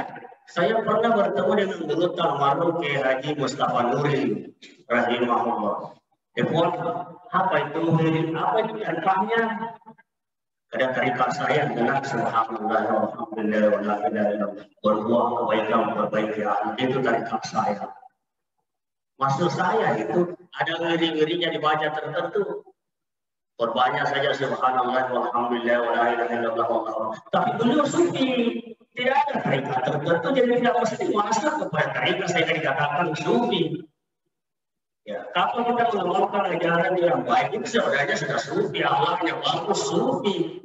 Sekalipun tidak masuk dalam tarikah tertentu seperti tarikah Muhammadiyah, tarikah Alawiyah, tarikah Syabandiyah, tarikah Qadiriyah, tarikah Syaziliyah, tidak mesti itu. Saya menerima tarikah Muhammadiyah dan diturunkan Kiai Haji Abdul Qadir Khalid Jemaah agar hasil. Sebelum kamu menerima mirip-mirip ini, Satu hal yang saya ingatkan, sempajamu pada ciri. Nah, sebenarnya diri-diri tambahan nih. Zikir itu tambahan nih. Ya. Jadi perlu dibedakan jemaah yang saya hormati. Bahwa tidak mesti orang masuk tarikah kalau disebut sebagai sufi. Tidak. Ya, karena ternyata tarikah yang di dalamnya ada wiri-wiri macam-macam tertentu itu hanya metode saja untuk mendisiplinkan diri berzikir kepada Allah Subhanahu wa taala. Intinya kita mau mendekatkan diri kepada Allah Subhanahu wa taala. Tidak mesti masuk tarikah. Maka dia minta, iya nasi tambahan ini tarikah ini ya, supaya disiplin kau berzikir. Intinya itu sempajamu. Nasabamu apa tarikahmu kau masuk sempajam. Iya. Ya, waktu saya diurutkan dia Abdul Qadir Halam Imam. Beliau pesan saya, apa yang tarikah Muhammadiyah ini? Ini tambahan. Hukum tarikah dari kalimat sempajam. Karena tarikah di dalamnya ada wiri-wiri itulah yang melatih kita untuk disiplin berzikir. Dan betul ketika kita menerima itu tarikah, namanya adalah tarikah. Ada wiri-wiri di dalamnya, salawat, istighfar, tahlil. Ya, itu hanya tambahan. Kalau kita sudah terima, ada merasa kewajiban untuk selalu berzikir dengan membaca menyelesaikan itu wiri-wiri. Ya. Seandainya ada bapak-bapak ibu-ibu, saya tidak ada menerima wiri-wiri, tapi saya menghafal Al-Quran setiap saat menghafal Al-Quran. Itulah yang paling mulia, itulah yang paling tinggi akan yang mengalahkan Al-Quran. Ya, jadi jangan kita risih dengan mengatakan saya tidak masuk tarikah. Emangnya orang seorang sufi itu harus bertarikah? Iya. Kadang kita ini ragu salah paham kacau karena menganggap bahwa hanya orang tarikah yang disebut sufi. Padahal ketika seseorang menjalankan ajaran agama dengan baik, bagus akhlaknya, hubungannya kepada Allah, hubungannya kepada sesama makhluk Allah. Itu sufi, itu bagus itu akhlaknya. Intinya kan tazkiyatun nafsi. Tasawuf itu hanya satu disiplin ilmu yang ada dalam ilmu Islam. Wah, ada kacau memang pemahaman itu. Pakai jadi silman kagak gitu. Jadi menjawab yang saya hormati. Padahal kesimpulannya gampang. Iya. Tadi katakan Rasulullah SAW adalah sufi yang adalah sufi. Coba lihat itu ajaran sufi. Adakah ajaran sufi itu mengatakan, oh ya, boleh kok berbuatlah kejahatan orang merampok lah. Tidak ada. Semua yang dipelajari, diajarkan, diamalkan oleh berupa akhlak, berupa wiri-wiri, semuanya bersumber dari Rasulullah SAW. Ya, tidak ada yang keluar dari Rasulullah. Jangan sampai kita risih hanya karena mengatakan saya tidak bertarikah sehingga tidak disebut sufi. Ketika bapak-bapak bagus akhlaknya, syariatnya bagus, termasuk banyak berjamaah makasih. Sufi itu menurut disiplin ilmu tasawuf, sufi itu orang. Ya, kemudian jangan mendekatkan diri kepada Allah. Tadi dari bapak profesor yang bertanya, ya saya ini semua amal kebaikan yang kita lakukan adalah jalan mendekatkan diri kepada Allah. Memang Imam Ghazali di dalam kitabnya Bidayatul Hidayah mengatakan ada 5 jalan untuk mendekatkan diri kepada Allah. Pertama, ada namanya abid. Ya, abid itu fokus menyembah kepada Allah. Lalu itu ada perbuatan. Pedagang yang jujur, jangan dengan mendekatkan diri kepada Allah. Itu tadi mendekatkan diri kepada Allah. Bapak-bapak sibuk mencari rezeki yang halal untuk membiayai keluarga, menyelamatkan diri dari itu jihad, itu ibadah kepada Allah. Lalu mendekatkan kepada Allah itu. Maka serba Tuhan, bainina maiga. Tapi ini hutan hanya waktu saja melaksanakan salah subuh berjamaah. Setelah selesai salah subuh berjamaah, menyelesaikan salah subuhnya, beliau keluar mencari rezeki yang halal. Itu jangan mendekatkan diri kepada Allah. Itu Islam. Jangan dikira bukan beribadah. Jangan juga ibu-ibu mengatakan, Ustaz, itu suamiku itu malas sekali salat duha. Tidak suka kita sendiri suamiku malas salat duha. Ya, tapi apa yang kerja samita? Salah 5 waktu di samita. Iya, salah 5 waktu di berjamaah Ustaz. Berpuasa di keluar Ramadan, berpuasa Ustaz. Ya, Islamita itu biasa tidak hukum. Tidak Ustaz, kasih saya sekali. Berarti Islamita itu orang saleh bagus. Jangan kau samakan dirimu yang menganggur, memang beribadah saja dan berdoa-doa. Suamimu sibuk juga mencari rezeki yang halal.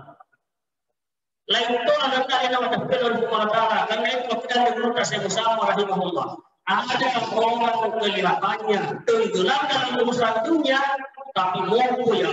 Semua tidak ada gerak dan diamnya kecuali semuanya bernilai ibadah. Lalu mana terpilih oleh Allah? Jadi jangan hanya jalan dikatakan jalan. Jangan mendekatkan diri kepada Allah itu hanya sibuk berzikir begini. Ya, salah terus. Lalu dianggap mencari nafkah yang halal tidak dianggap sebagai ibadah.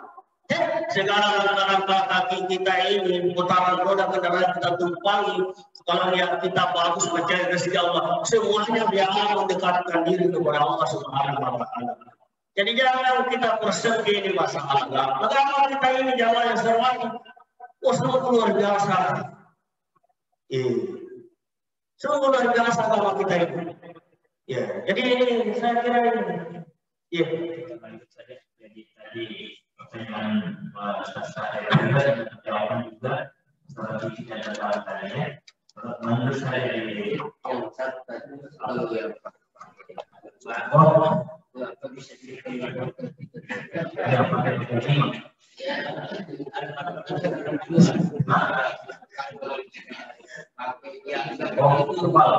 bisa menunjukkan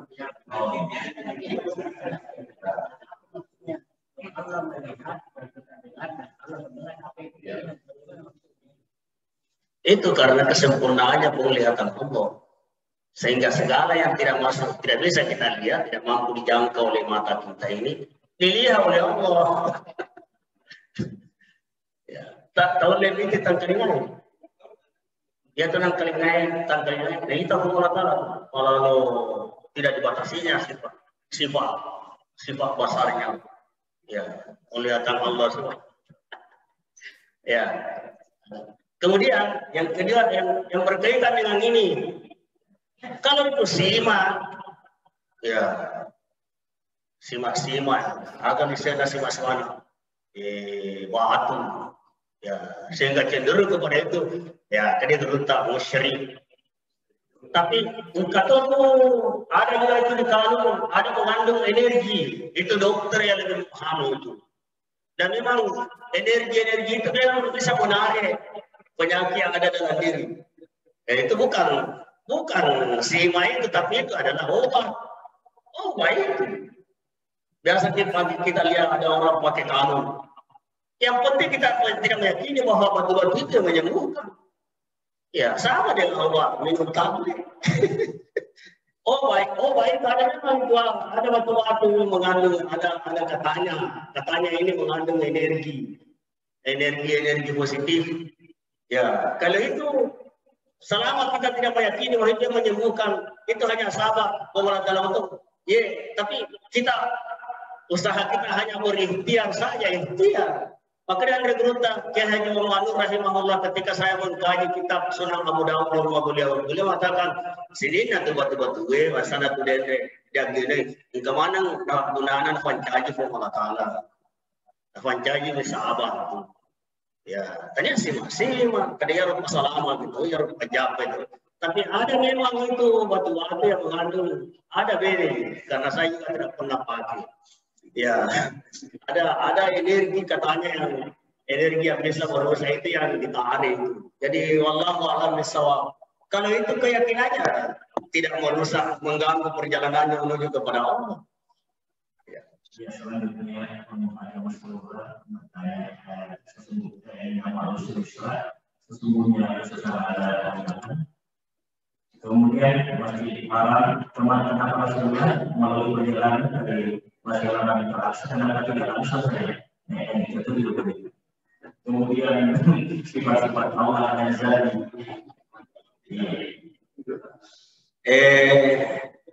Itu guru saya, Profesor Masrura. Beliau yang mengajar saya D2.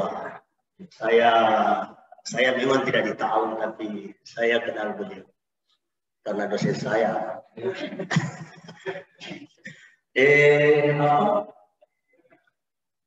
Apa tadi itu?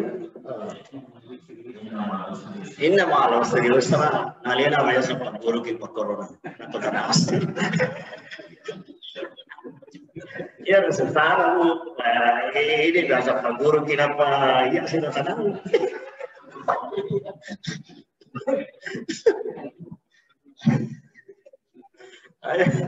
Hanya mana Jawa gitu.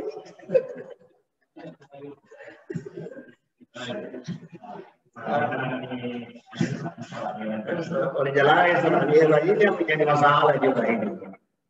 Israel, kenapa dia siaran masih besar? Ya, kalau dia alih simpulnya, teman-teman. Tetapi yang kenapa kami diperjalankan dari Masjid Haram ke Masjid Aqsa? Begitulah pilihan Allah. Kalau ditanya apa hikmahnya, nah ya kan hikmah itu apa hikmahnya? Tergantung dari tinjauan ulama. Kalau ulama meninjau dari segi hikmah bahwa itu adalah perjalanan lahir, ya syariat. Karena perjalanan Islam itu dihentikan yang perjalanan lahir batin, syariat dan mereka hakikat, ya sampai ma'rifat. Ya, jadi perjalanan Masjid Haram ke Masjid Aqsa dari masjid ke masjid itu menggambarkan bahwa ini penafsiran para ulama dan tentu juga ibu tahu itu, tapi nak asli. Luar saya itu. Kesuka itu waktunya sampai sekarang.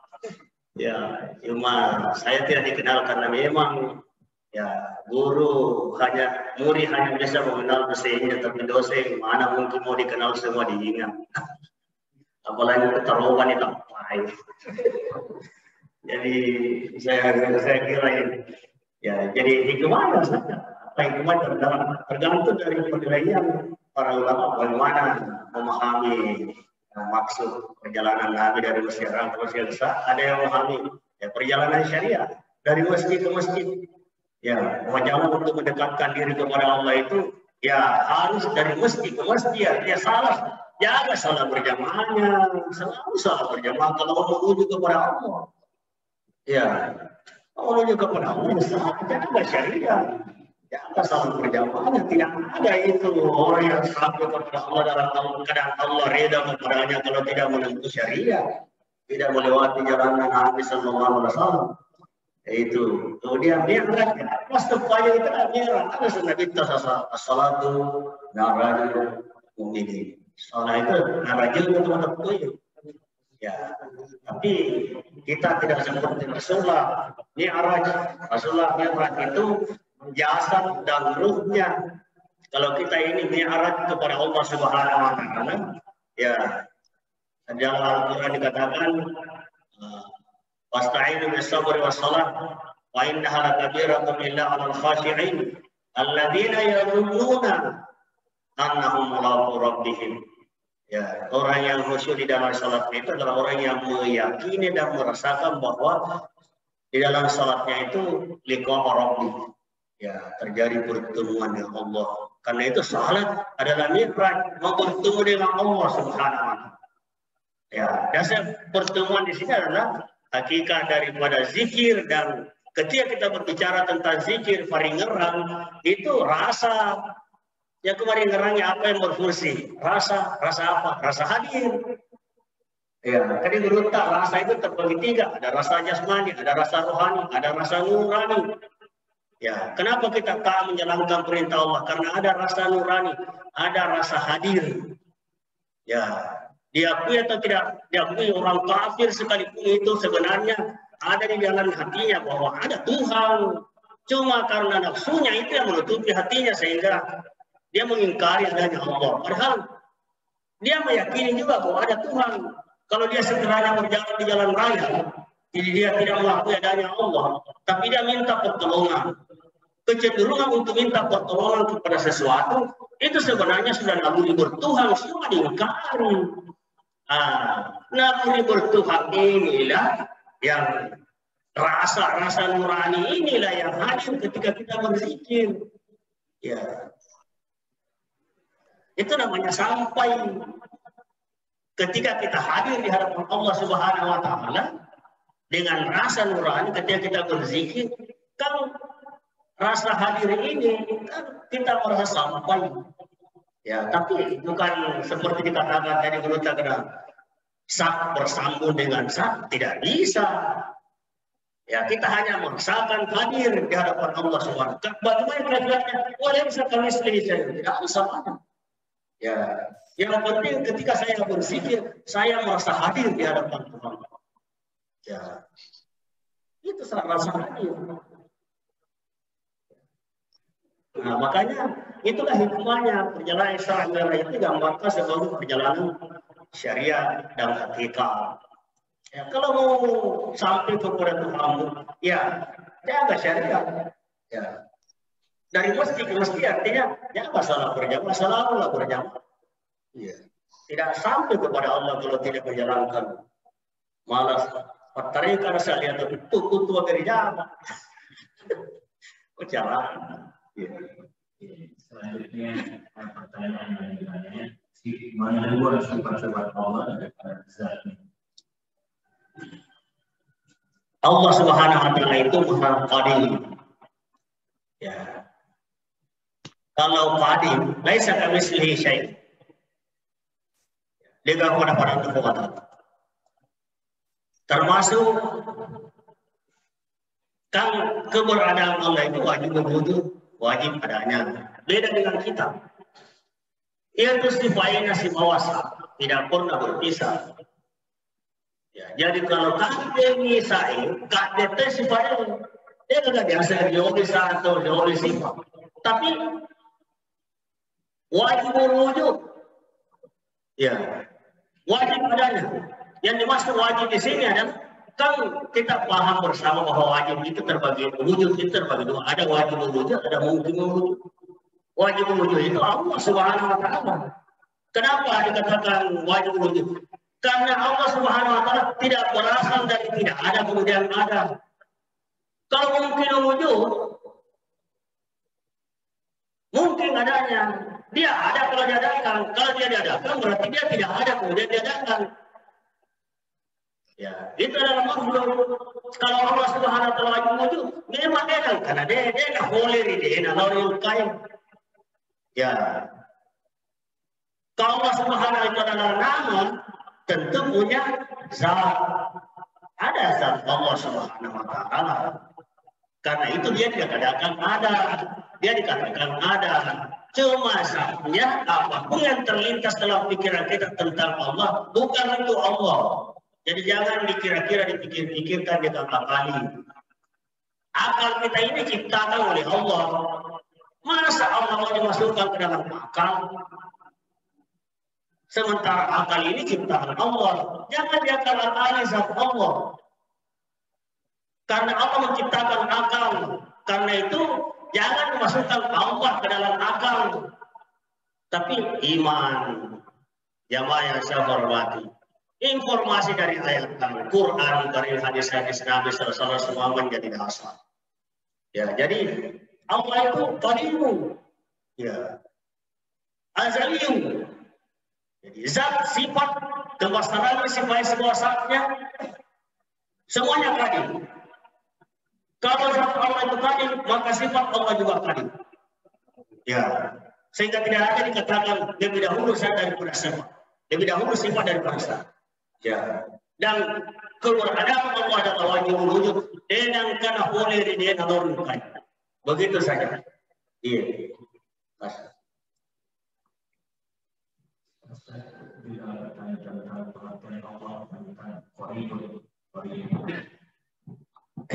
Memang di kalangan ulama Syafi'iyah berbeda pertama. Ya, ada katakan ya memang sifat Allah itu. Kalau karibu tidak bisa dikatakan sifat saja yang dekat. Karena saya katakan tadi antara sifat sebasa dan astarah ya tidak berpisah dari sifat. Kemudian memang terbagi dua pendapat pada ulama. Jadi adalah ini karena masalah khilaf. Ya saya tidak mencampuri itu karena masing-masing punya pendapat tersendiri. Saya kira itu bos. Kadang pengaruh. Kedua itu mati dan aku tidak memahami as begitu memahami mana begitu ada waktu begitu. Merpatu semua di atas yang disusun oleh seorang ulama besar di Mekah, Al-Alim Al-Fadhil Syekh Muhammad Nawawi bin Umar Al-Jawi di dalam kitabnya Merpatu semua di atas sebagai syarah dari kitab Sulamat Taufik ila mahabbatillahi al-fatih pada halaman 4 Syekh Muhammad Nawawi mengatakan yang dimaksud al-aliyul azim, al-aliyu adalah ar-rafi'u sya'nu, ketinggian kedudukan Allah. Ya Allah Maha tinggi, apanya tinggi, bukan zatnya di atas. Karena Allah tidak bertempat. Ya. Allah itu karena wala makan wa huwa kana alama alaihi kana. Allah itu ada, tidak bertempat, dan keberadaan Allah sekarang adalah sama seperti keberadaannya sebelum adanya tempat. Kalau dikatakan istawa, air istawa ma yaliqu bihi, menurut yang baik bagi Allah. Ya, karena itu kalau guru kita tadi mengatakan saya tidak mentakwil ayat-ayat Al-Quran ya sesuai dengan teks, itu memang kembali dari masalah khilaf.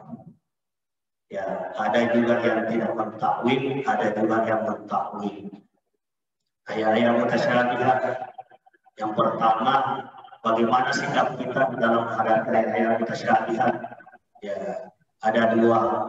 Yang pertama, tafwid, menyerahkan sepenuhnya kepada Allah. Ya, kalau menyerahkan sepenuhnya kepada Allah, alif lam mim. Ya, artinya apa? Ya. Wallahu a'lam bi muradihi, tafwid. Ya. Kalau mau yang kedua ditakwil. Tapi ketika mentakwil ayat-ayat mutasyabihat, ya pengertiannya harus dikembalikan kepada ayat muhakkamah. Jadi jangan berbeda, tapi tujuannya sama. Ya, karena itu kalau ada yang tauhid saja menyerahkan sebelumnya kepada Allah, bagus, cocok. Istawa al-ars, ya serahkan saja kepada Allah. Bagaimana istawanya? Kita tidak tahu. Ya, yang jelasnya ada ayat mengatakan istawa. Ya, istawa, istawa tahta. Dan bertahta itu tidak mesti duduk seperti kita.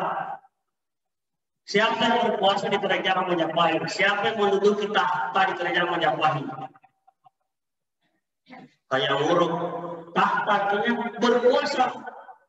Bisa juga diartikan berkuasa.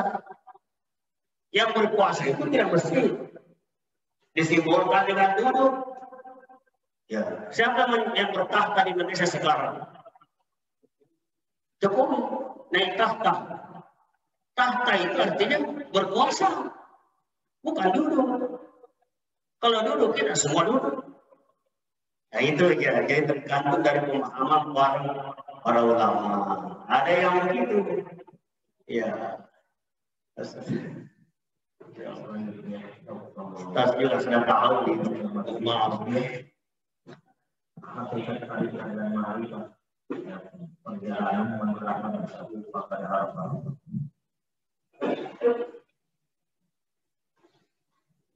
Apa? Ya, mengenal diri, mengenal sifat-sifat diri yang lemah, yang bodoh. Dalam kitab Tanwirul Qulub oleh Syekh Muhammad Amin Al-Qurdi, beliau mengatakan, dan dimaksud arafan sahuma arafan rabbahu adalah mengenal sifat-sifat Allah yang maha mulia, yang maha kaya, yang maha mengetahui, yang maha berkuasa. Berarti kita mengenal sifat-sifat kita diri sebagai kebalikan dari sifat-sifat Allah yang lemah, yang bodoh, yang miskin, yang hina. Siapa yang mengenal dirinya hina? Karena itu apa yang diperintah yang bersama. Kalau kau ada puji buahmu, asal karya dirimu. Aja kalau berikan kalian, nah karena sudah sepamulia, baca kan, dia gak. Dia tidak sentuh puji punan buahmu, asal karya sebenarnya. Kalau kau puji puji buahmu, asal karya dirimu. Aja minta dirimu untuk mempunai. Mana saya mengenal diri. Saya kenal diriku sebagai hamba yang hina, yang miskin, yang bodoh, yang ya sia-sia. Kalau saya kenal diriku sebagai sifat yang hina, yang bodoh, yang lemah, pasangre sifat akan mengumpul dari sifat Allah SWT. Ya, ia dari sedang punya putus tolong. Nah, jempolnya sebagai hina, bodoh, lemah, kemudian disandarkan sifat kelemahannya semuanya kepada Allah. Jadi stop jemput. Jadi simpel aja dong, disapa orang kalau dia tidak dulu. Kalau dia mau tinggal bertahun-tahun, janganlah orang itu masih berpola berserapa kepada dirimu tidak tahu lihat.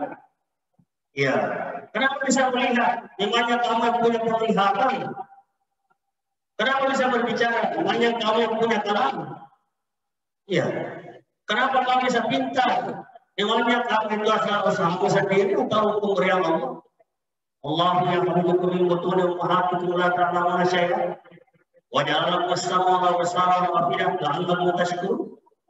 Allah keluarkan kamu dari perutmu tidak ada kamu. Kamu tidak membawa langsung kaya, tidak langsung pintar menjadi apa? Ya, tidak langsung menjadi pejabat. Ya. Semuanya itu dari Allah. Jadi ketika seorang hamba itu mengenal dirinya hina, lemah, bodoh, miskin, sandarkanlah sifat kehinaan, kebodohan, kemiskinan ini kita kepada sifat-sifat kesempurnaan Allah. Itulah orang yang mengenal. Dengan ini kalian dalam tentang jadi ringkas.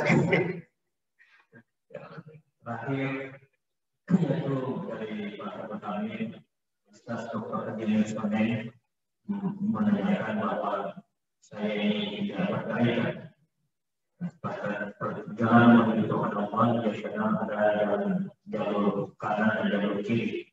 Jalur kanan tempatnya surga, jalur kiri tempatnya lain. Kemudian apa yang semestinya yang layak dibahas tidak aman untuk doa yang bisa untuk dilakukan sekalinya ini iya. Bagaimana ya? Bertarikat saya sudah berkata bahwa ya kalau yang dimaksud tarikat itu menerima wiri-wiri tidak mesti begitu yang namanya tarikat. Dan untuk menjadi sufi tidak mesti bertarikat. Yang penting kita yang mengamalkan ajaran agama dengan baik, disiplin, istiqomah, ya. Kemudian memiliki sifat-sifat akhlak yang akhlak Rasulullah. Itu sebenarnya itu sudah jalan mendekatkan diri kepada Allah Subhanahu wa taala. Bagaimana supaya bisa beristiqomah ya? Di sini dibutuhkan mujahadah. Ya. Karena hawa nafsu ini memang ada nafsu kalau nanti baina jambaika. Musuhmu yang paling berat itu dirimu sendiri, nafsumu yang ada di kedua orang berada. Ini memang perlu jihad. Alladzina jahadu fina, orang-orang yang bersungguh-sungguh dalam jalan kami, lanahdiyannahum pasti kami tunjukkan jalan. Jadi ada kesungguhan, tidak main-main. Ya, kalau bersungguh-sungguh ya istiqamah. Kalau tidak bersungguh-sungguh, itu namanya main-main. Dia dari ini kalau macam sulit. Kedua ta'ala ya alladzina jahadu, siapa orang yang bersungguh-sungguh menempuh fina di jalan kami, dan sungguh kami akan tunjukkan jalan. Jadi bersungguh-sungguh. Ya, sabar mengendalikan hawa nafsu. Jangan saya sekali saya dari Prof dari Zoom dari pertanyaan dari Zoom pemahaman tentang Tuhan untuk mengenal Allah itu baca ayat elektronik dan menjelaskan atau elektronik. Ya, sudah jelas. Memang cocok. Ya, ada penjelasan dari Rasulullah lewat Al-Quranul Karim. Ya, berita-berita yang dibawa oleh Rasulullah digali dari Al-Quranul Karim. Di samping itu, setelah itu kita buktikan dengan akal bahwa tidak mungkin segala sesuatunya itu terjadi dengan sendiri. Ya, maka kita akan menemukan Allah. Ya, lewat ayat kau lihat dan kau cocok. Ya, terima kasih Pak Prof. Ada pula ke Pak Prof. Saya kira Prof sudah menerima juga. Alhamdulillah.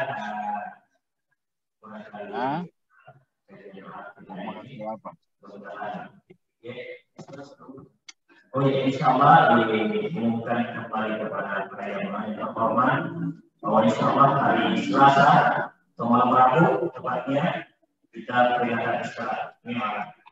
Dan karena ada waktu puluhan tahun kalau tidak laksanakan, dan insya Allah akan dianggarkan oleh Dr. Haji Kamaludin Gunawas, MAG, MA, Wakil Rektor 2 Universitas Islam dan Indonesia. Saya setuju Pak Haji.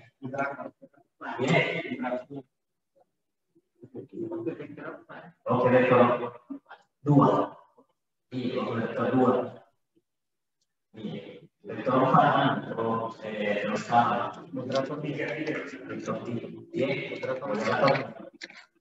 Bagaimana sih cara mencoba atau membuka dia lagi Zoom oh iya moderatornya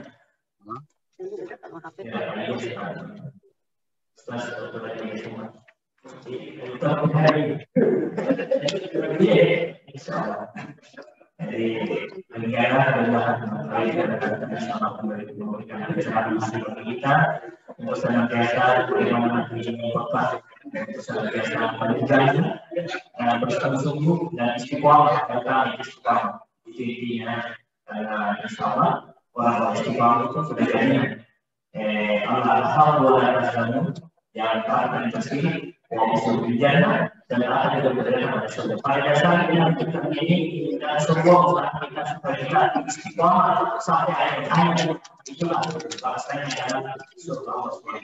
Untuk kita bisa bertahan kepada kita untuk mempercaya doa.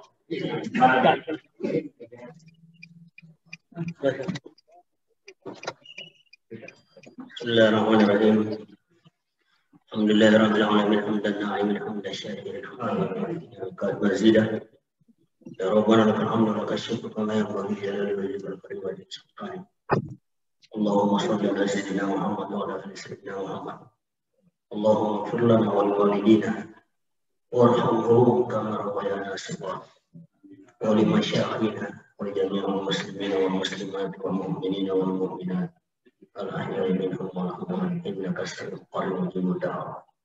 Allahumma iftah lana abwaabal khair wa abwaabal barakah wa abwaabal ni'mah wa abwaabal rizq wa abwaabal quwwah wa abwaabal sihr wa abwaabal salam wa abwaabal afiyah wa abwaabal jannah. Allahumma afina min kulli bala'in dunya wa adzabil akhirah wa sharif anna al-haqqal qur'anil azim wa nabiyyikal karim. Syarra dunia wa syarra al-akhir. Alhamdulillah wa rahmatika ya arhamar rahimin. Allahumma zidna wa la tanqusna wa akrimna wa la tuhinna wa atina wa la tahrimna wa asirna wa la tusir alaina wardina warda anna. Allahumma inna nas'aluka hubbaka wa hubba man yuhibbuka wa hubba amalin yuqarribuna ila hubbika. Rabbana zalamna anfusana wa illam taghfir lana wa tarhamna lanakunanna ربنا هب لنا من ازواجنا وذرياتنا قرة اعين واجعلنا للمتقين اماما. ربنا اتنا في الدنيا حسنه وفي الاخره حسنه وقنا عذاب النار. سبحان ربك رب العزه عما يصفون Wassalamualaikum warahmatullahi wabarakatuh.